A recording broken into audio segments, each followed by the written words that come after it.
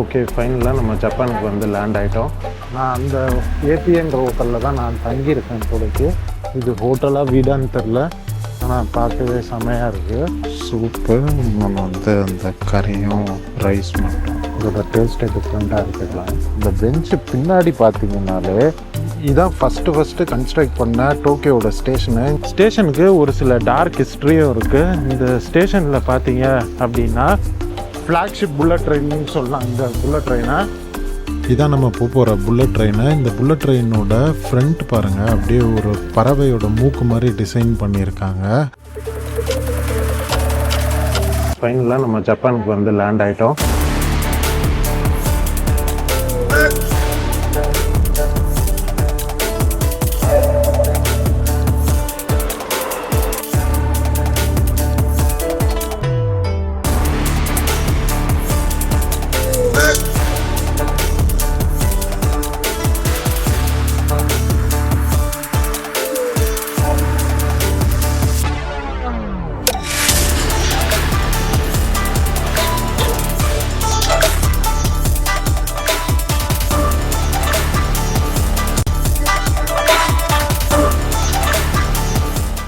காரை பார்க்கிங்கில் விட்டாச்சு, கிளம்பியாச்சு. ஏர்போர்ட்டுக்கு ஃப்ளைட் ஏற போயிட்டுருக்கேன். வாங்க போய் இந்த ஜர்னியை சிறப்பாக ஸ்டார்ட் பண்ணலாம். வணக்கம் மக்களே. இப்போ நான் எங்கே இருக்கேன் அப்படின்னு பார்த்தீங்கன்னா ரெஜினா ஏர்போர்ட்டில் இருக்கேன். ரெஜினாலேருந்து வேன்கூவர் போயிட்டு வேன்கூவர்லேருந்து டோக்கியோவில் இருக்க நரிட்டா ஏர்போர்ட்டுக்கு போகிறேன். ரெஜினாலேருந்து வேன்கூவர் ஒரு ஆல்மோஸ்ட் 3 hours ட்ராவல் இருக்கும். அதுக்கப்புறமா வேன்கூவரில் ஒரு 6 hours லேஓவர், அங்கேருந்து 10 hours ஃப்ளைட்டு நரிட்டாக்கு. இந்த ட்ரிப்போட ஐட்னரி பார்த்தீங்கன்னா ஃபஸ்ட்டு நரிட்டாலேருந்து கிளம்பி டோக்கியோ வழியாக கியோட்டோ அப்படின்ற ஒரு ஊருக்கு போகிறேன். அந்த கியோட்டோன்ற ஊரில் ஒரு 3 night ஸ்டே பண்ணிவிட்டு அங்கேருந்து மியாசுன்ற ஒரு ஊருக்கு போகிறேன். அங்கே ஒரு நைட் ஸ்டே பண்ணுவேன். அதுக்கப்புறம் அங்கேருந்து கிளம்பி ஒசாக்கான்ற ஒரு ஊரில் ஒரு 2 night ஸ்டே பண்ணிவிட்டு அதுக்கப்புறம் அங்கேருந்து திருப்பி கிளம்பி டோக்கியோவில் ஒரு 2 night ஸ்டே பண்ணுறேன். அப்புறம் மொத்தமாக இந்த ட்ரிப்பை அங்கேருந்து முடிச்சுட்டு கனடாவுக்கு ரிட்டர்ன் ஆகிறேன். இதுதான் இந்த ட்ரிப்போட பிளானு. ஜப்பான் ஒரு புது கண்ட்ரி, எனக்கு வித்தியாசமான கண்ட்ரியாக இருக்கும் அப்படின்னு நிறைய பேர் சொல்கிறாங்க. ஸோ இந்த எபிசோட் நல்லா வரும் அப்படின்னு நான் நம்புகிறேன். வாங்க அப்படியே ட்ராவல் பண்ணி இந்த vlog கண்டினியூ பண்ணலாம்.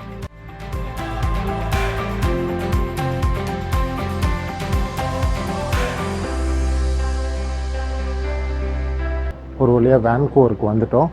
வேன்கூவர்லேருந்து நெக்ஸ்ட்டு நம்ம டோக்கியோவுக்கு போனோம். நம்மளுக்கு அடுத்த ஃப்ளைட் வந்து 1 மணிக்கு தான். இப்போ மணி பார்த்திங்கன்னா 7 மணி ஆகுது. ஸோ இன்னும் கொஞ்சம் நேரம் இருக்குது அப்படின்றதுனால ஏர்போர்ட்டில் இருக்க லவுஞ்சில் கொஞ்சம் சாப்பிட்டுட்டு அப்படியே சும்மா ஏர்போர்ட்டை சுற்றி பார்த்துட்டு அப்படியே இங்கேருந்து அடுத்த ஃப்ளைட்டை எடுக்கலாம். அடுத்த ஃப்ளைட்டு வந்து டோக்கியோவுக்கு 10 hours ஃப்ளைட்டு. ஸோ அது ஒரு லாங் ஃப்ளைட்டாக தான் இருக்கும். நம்ம இங்கேருந்து அப்படியே நெக்ஸ்ட் ஃப்ளைட்டுக்கு போகிறதுக்கான வேலையை பார்ப்போம்.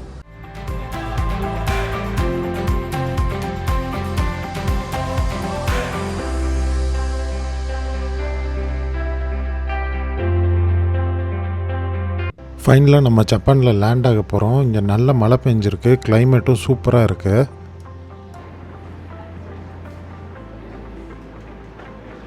ஓகே, ஃபைனலாக நம்ம ஜப்பானுக்கு வந்து லேண்ட் ஆகிட்டோம்.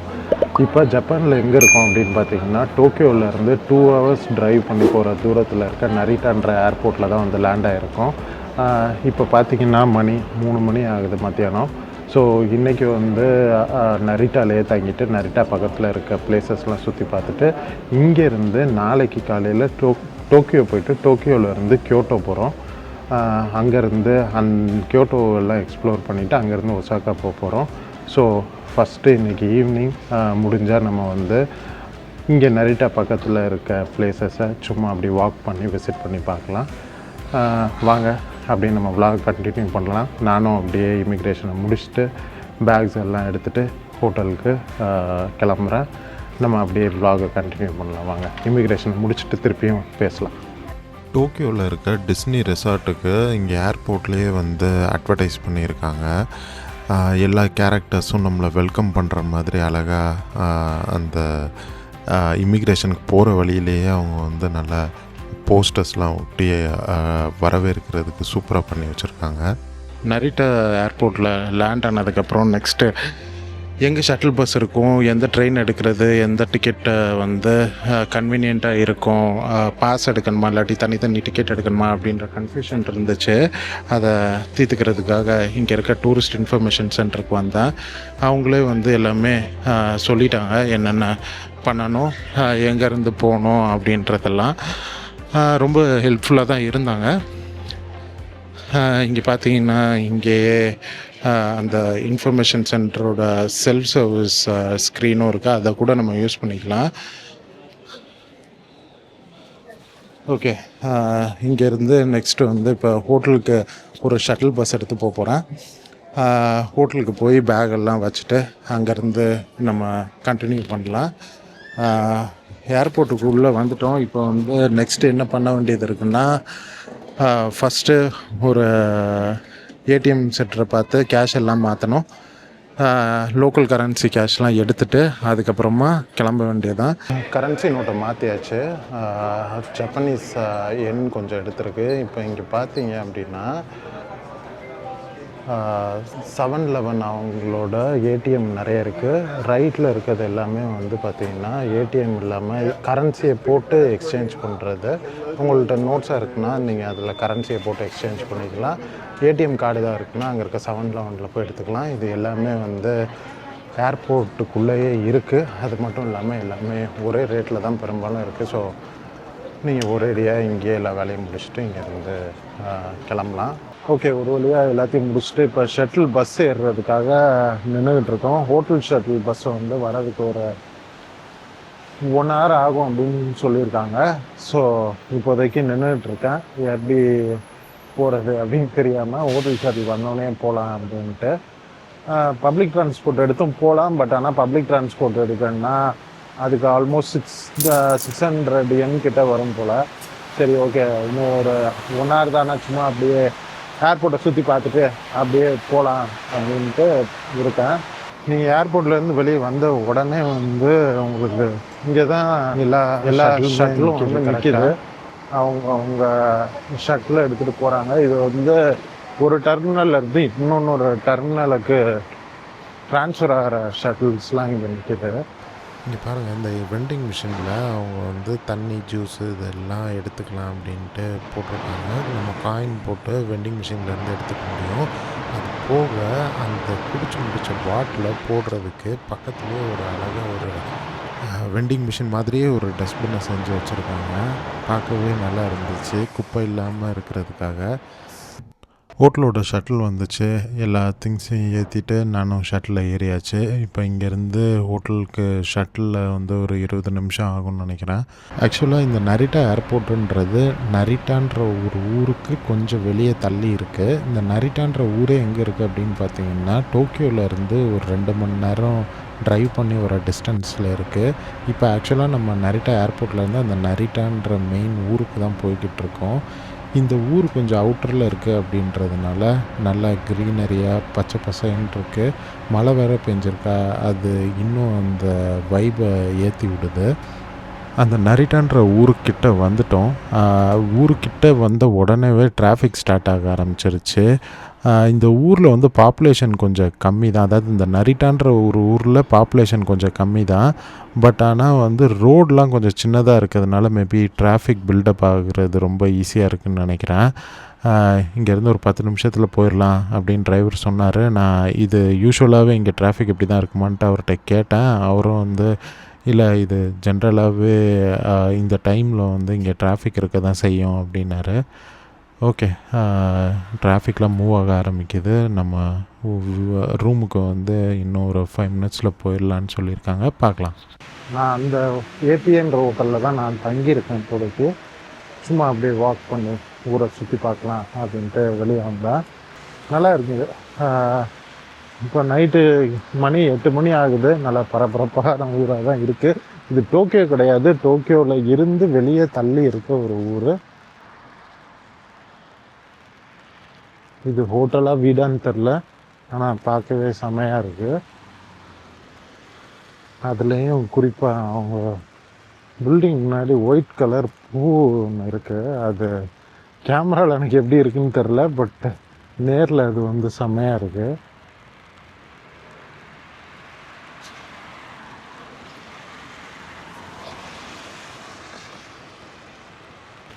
ஓகே, இங்கே ஏதோ ஒரு கடை இருக்குது. அப்படியே இந்த கடையில் ஏதாச்சும் சாப்பிட்டுட்டு போகலாம்.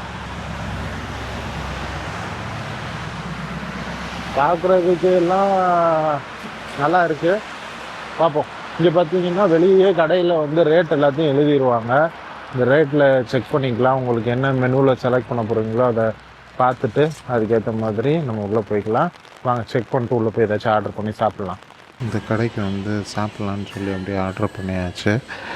ஒரு மீசோ சூப் ஒன்று ஒரு 300 எண்ணெய் வந்துச்சு. அதுக்கப்புறம் ஒரு கறி வித் ரைஸுன்ட்டு ஒரு பவுல் இருந்துச்சு, அதை ஆர்டர் பண்ணேன். மொத்தமாக கிட்டத்தட்ட ஒரு 800 எண்ணெய் வந்துச்சு. ஆர்டர் பண்ணிவிட்டு வெயிட் பண்ணிகிட்ருக்கேன். இங்கே எல்லாமே செல்ஃப் ஆர்டராக தான் இருக்குது. நம்ம போய் அந்த மிஷினில் செல்ஃப் ஆர்டர் பண்ணிட்டோன்னா அவங்க வந்து நம்ம நம்பர் வரும்போது நம்ம போய் பிக் பண்ணிக்கணும். இங்கே இருக்கவங்களாம் நிறைய பேர் வந்து கொஞ்சம் இன்ட்ரோவர்ட்ஸாக இருக்கிறதுனால பெரும்பாலான கடைகளில் அப்படி தான் இருக்குது. பார்க்கலாம் எப்படி இருக்குன்ட்டு, சாப்பிட்டுட்டு சொல்கிறேன் உங்களுக்கு எப்படி இருக்குன்ட்டு. தேங்க்யூ. தேங்க்யூ.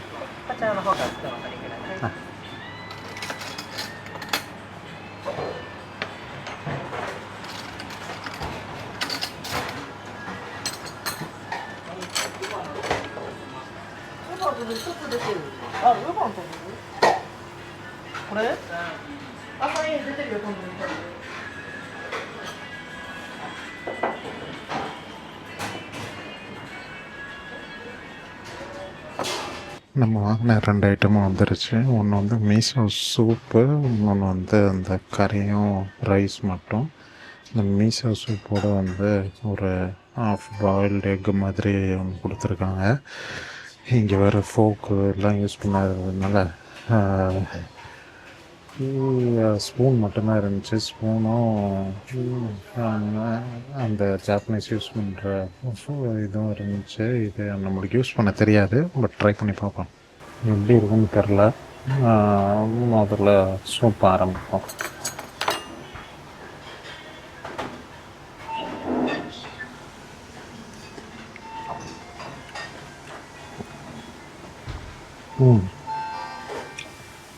நல்லாயிருக்கு. ஒரு மாதிரி ஸ்மோக்கி ஃப்ளேவர் இருக்குது. நம்ம சொன்னதுக்கப்புறம் தான் ஃப்ரெஷ்ஷாக ஆர்டர் மேக் பண்ணுறாங்க, அதனால் இதோட டேஸ்ட்டே டிஃப்ரெண்ட்டாக இருக்குதுலாம். முள்ளங்கி அது இதுன்னு போட்டு செம்மையாக இருக்குது.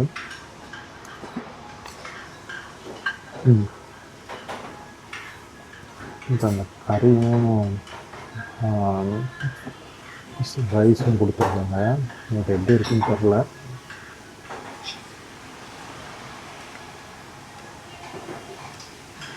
நம்ம ஊரில் கரம் மசாலா சாதம் மாதிரி இருக்குது. கரம் மசாலாவை மட்டும் போட்டு ஒரு குழம்பு வச்சு அப்படி இருக்குமா அந்த மாதிரி இருக்குது. நல்லா தான் இருக்குது. Not bad. நான் கொஞ்சம் ஸ்பைசி அதிகமாக கேட்டேன், கொஞ்சம் அதிகமாக இருக்குது. பரவாயில்ல, இது நல்லா தான் இருக்குது. சரி, நான் சாப்பிட்டுட்டோம், அப்படியே வ்ளாக் கண்டினியூ பண்ணுறேன். அப்படியே சாப்பிட்டு ரூமுக்கு கிளம்பி போயிட்டுருக்கேன். இங்கே பார்த்தீங்கன்னா லாசன் அப்படின்ட்டு ஒரு கடை இங்கே இருக்குது பார்த்தீங்களா. இது வந்து இங்கே இருக்க கன்வீனியன்ஸ் ஸ்டோர்னு சொல்லுவாங்க. இந்த மாதிரி லாசன், ஃபேமிலி மார்ட், அப்புறம் 7-Eleven அதெல்லாம் வந்து இங்கே நிறைய இருக்குது. அதாவது திரும்புகிற திசைக்கெல்லாமே இருக்குது. இங்கே இந்த மாதிரி கடையெல்லாம் வந்து 24/7 ஓப்பனில் தான் இருக்குது. இதில் நம்மளுக்கு ஸ்நாக்ஸு, ப்ரெட் ஐட்டம், அதே மாதிரி ஃபாஸ்ட் ஃபுட்ஸ் ஐட்டம், அதாவது மேக் பண்ணி அவங்க ஃப்ரிட்ஜில் வச்சுருப்பாங்க. நீங்கள் வீட்டில் எடுத்துகிட்டு போய் அவனில் ரீஹீட் பண்ணி சாப்பிட்டுக்கலாம். ரொம்ப பழைய ஃபுட்டாலாம் இருக்காது. ஒரு நாளைக்கு முன்னாடி, அதிகபட்சம் 1 நாள் 2 நாளைக்கு முன்னாடி உள்ள ஃபுட்ஸ் தான் இருக்கும். அதை நீங்கள் எடுத்துகிட்டு போய் ரீஹீட் பண்ணி சாப்பிட்டுக்கலாம். அந்த மாதிரி ஐட்டம்லாம் இங்கே 24/7 கிடைக்கும். என்கிட்ட ரூமில் தண்ணி பாட்டில் இல்லாததுனால ஒரு தண்ணி பாட்டில் அப்படியே வாங்கிட்டு அப்படியே இங்கேருந்து கிளம்பலாம். அதே மாதிரி முக்கியமாக சொல்ல மறந்துட்டேன், இங்கே தண்ணி பாட்டில் மட்டும் இல்லை, இங்கே லிக்கர் கூட இந்த கன்வீனியன்ஸ் ஸ்டோரில் 24/7 இருக்குது. ஏடிஎம்மும் இருக்குது. நம்ம எப்போ வேணாலும் வந்து கேஷ் கம்மியாக இருக்குது அப்படின்னா இங்கே வந்து வித்ட்ரா பண்ணிக்க முடியும்.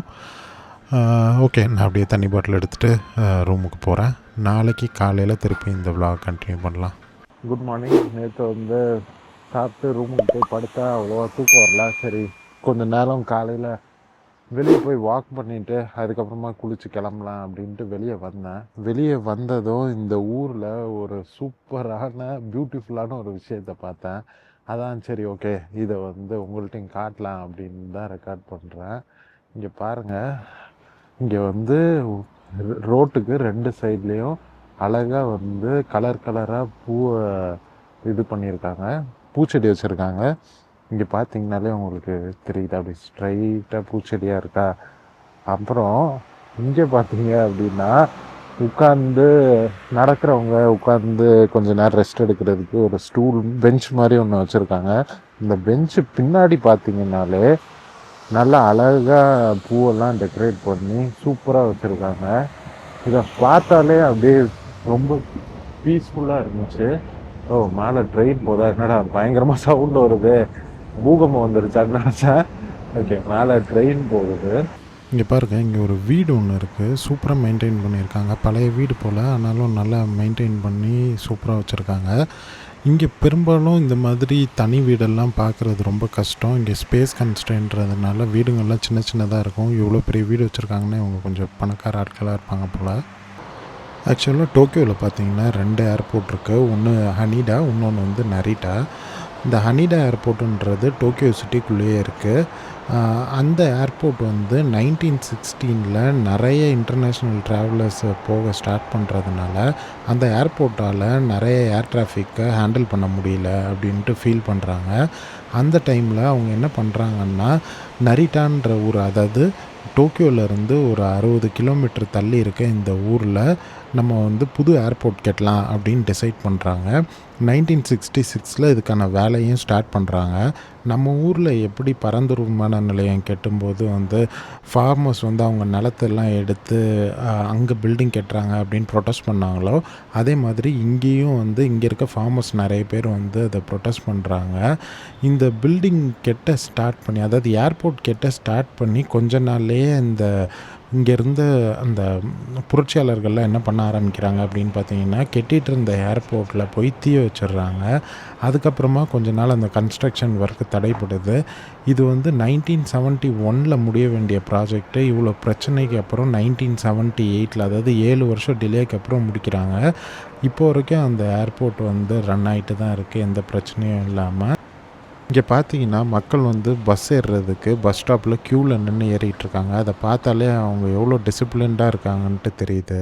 இங்கே பாருங்கள், இங்கே தண்ணி வந்து கீழே வடிஞ்சு போகிறதுக்கு எவ்வளோ அழகாக அந்த இது கட்டி வச்சுருக்காங்க அப்படின்ட்டு ஸ்டீலில் போட்டிருக்காங்கன்னு நினைக்கிறேன். ரொம்ப சூப்பராக இருக்குது. எந்த குப்பையும் உள்ளே போய் அடையாத அளவுக்கு ரொம்ப நீட்டாக பண்ணியிருக்காங்க அதை. ஸோ இன்றைக்கி பிளான் என்ன அப்படின்னு பார்த்தீங்கன்னா, இங்கேருந்து டோக்கியோவுக்கு போயிட்டு டோக்கியோவிலேருந்து புல்லட் ட்ரெயின் எடுத்து கியோட்டோவுக்கு போகிறோம். இந்த ஜேஆர் ஸ்டேஷன்லேருந்து தான் கிளம்புவோம். ஃபஸ்ட்டு டோக்கியோ வரைக்கும் நார்மல் ட்ரெயினில் போவோம், அப்புறம் டோக்கியோவிலேருந்து கியோட்டோவுக்கு புல்லட் ட்ரெயினில் மாறிடுவோம். ஸோ இதுதான் பிளானு. ரூமுக்கு போய் குளித்து ரெடியாகி கிளம்ப வேண்டியதான். இப்போ பார்த்தீங்கன்னா நரிட்டாவிலேருந்து ட்ரெயின் எடுத்தாச்சு. இங்கேருந்து டோக்கியோ போகிறோம். இந்த ட்ராவல் வந்து கிட்டத்தட்ட ஒரு 1.5 hours ஆகும். இந்த போகிற வழியிலெல்லாம் பார்த்தீங்கன்னா இங்கே நல்லா அழகழகான விவசாய நிலங்களை பார்க்க முடிஞ்சிச்சு. இங்கேயும் நிறைய விவசாயம் பண்ணுறாங்க. விவசாய நிலங்கள், அதுக்கப்புறம் இங்கே இருக்க ட்ரெடிஷ்னலான வீடுகள்லாம் நிறைய இருந்துச்சு. அதையும் அப்படியே பார்த்து ரசிச்சுக்கிட்டே டோக்கியோ போய் இறங்கணும்.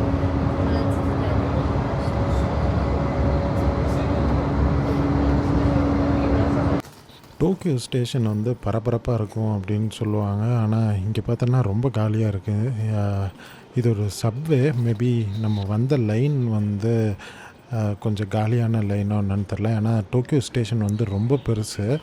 இது நம்ம வந்து இறங்கின இடம் வந்து காலியாக இருக்குது அப்படின்னு நினைக்கிறேன். ஏன்னா டோக்கியோ ஸ்டேஷன் வந்து ரொம்ப க்ரௌடடாக இருக்கும் அப்படின்னு சொல்லுவாங்க. நம்ம மேலே போய் நம்மளோட இதுக்கு போகலாம். போகிறதுக்கு முன்னாடி இப்போ கொஞ்சம் டைம் இருக்குது. நெக்ஸ்ட்டு ட்ரெயினுக்கு வந்து ஒரு 1 hour 45 minutes கிட்ட இருக்குது.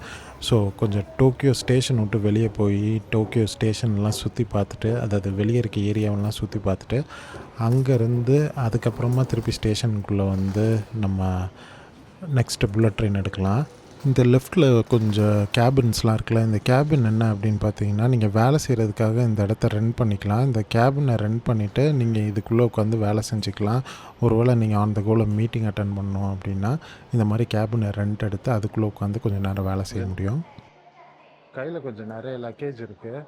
இங்கே டோக்கியோ ஸ்டேஷனில் பார்த்தீங்கன்னா லக்கேஜ் ஸ்டோரேஜ் பண்ணுறதுக்கு அப்படின்ட்டு ஒரு டிஜிட்டல் லாக்கர் வச்சுருக்காங்க. அதில் நம்ம திங்ஸை ஸ்டோர் பண்ணிவிட்டு நம்ம வந்து எங்கேனாலும் போக முடியும். இதில் டிஃப்ரெண்ட் சைஸ் வச்சுருக்கானுங்க. ஸ்மால், மீடியம், லார்ஜுன்ட்டு நம்மளுக்கு தேவையான சைஸில் எடுத்து உள்ளே வச்சிடலாம். என்கிட்ட திங்ஸ் எல்லாத்தையும் உள்ளே வச்சுட்டு வெளியே வந்தாச்சு. இப்போ இந்த சப்வேலேருந்து மேலே வந்திருக்கோம். சப்வே கீழே இருக்குது, நம்ம இப்போ மேலே வந்திருக்கோம்.